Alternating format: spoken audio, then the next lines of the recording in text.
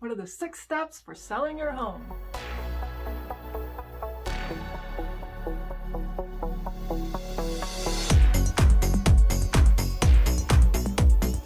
What are the 6 steps for selling your home? Step number 1, pre-listing. Before you get it listed on the MLS, first you want to clean up your space. Get rid of all the knickknacks and especially the personal photos, because what you want is people to walk in and envision themselves in the home and not see it as your home. A buyer walks in and goes, I want to live like this. You're selling the dream of living in your home. And you're going to schedule the photography, verify the information that's going to be inside the MLS, fill out a property disclosure, and provide your real estate agent with a list of features and upgrades and anything else that can help sell your home. Nearby parks, trails, anything that's interesting about this area. And then your listing agent's going to install a lockbox with a code on there that you should not necessarily know the code to. It's for the other agents and registered people who are allowed to visit your home.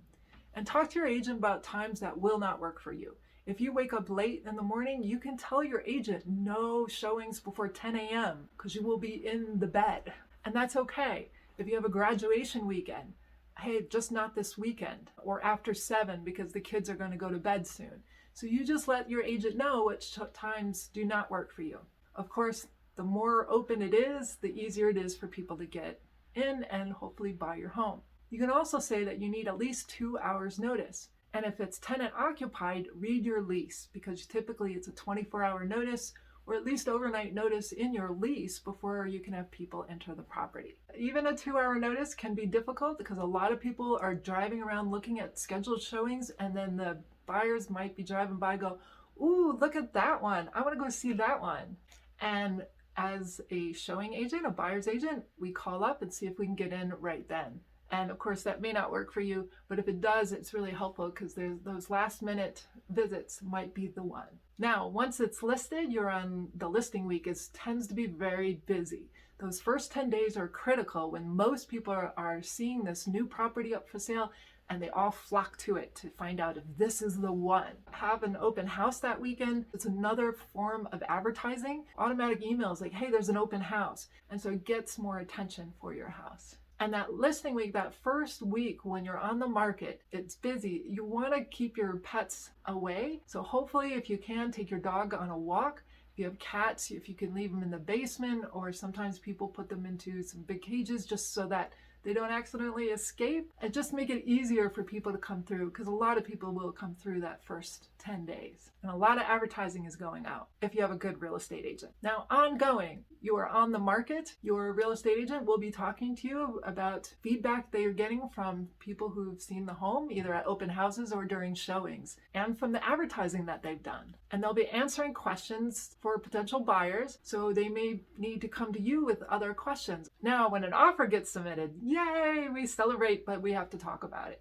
because it may not be a viable offer. For example, if it's an FHA loan on a condo and the condo is non-warrantable and actually will not accept an FHA loan, it's not actually a valid offer. So we need to go through that offer and see what's up. It is the duty of the real estate agent to provide all offers to you in a timely manner and then to go through it with you. Don't just look at the price, although that's tempting. There are a lot of other things that are important as well, like the terms. If it's a cash offer versus loan, cash offer is more likely to close, and they may even skip an appraisals, especially in a crazy time when a lot of jobs are not guaranteed right now. And you can watch my other video on analyzing the different offers, where I go through some examples to help you understand and determine which one is the best. Once you're under contract with an offer that got accepted, you're going to work together with your real estate agent to go through all the documents that need to be signed throughout that whole process. So earnest money will be sent into an escrow account, usually at the title office. Title company is going to be contacting you and determining when closing is. The buyers will typically have an inspector come through, so they'll need to schedule that with you as the seller,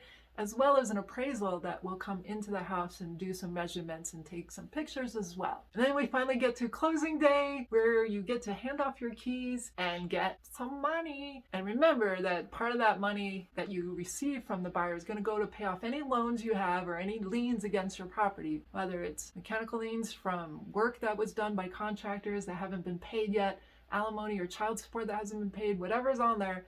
That'll get taken care of at closing before you get your proceeds, which is the rest of it. Yay! If you like this content and want to keep learning more, please subscribe to my channel.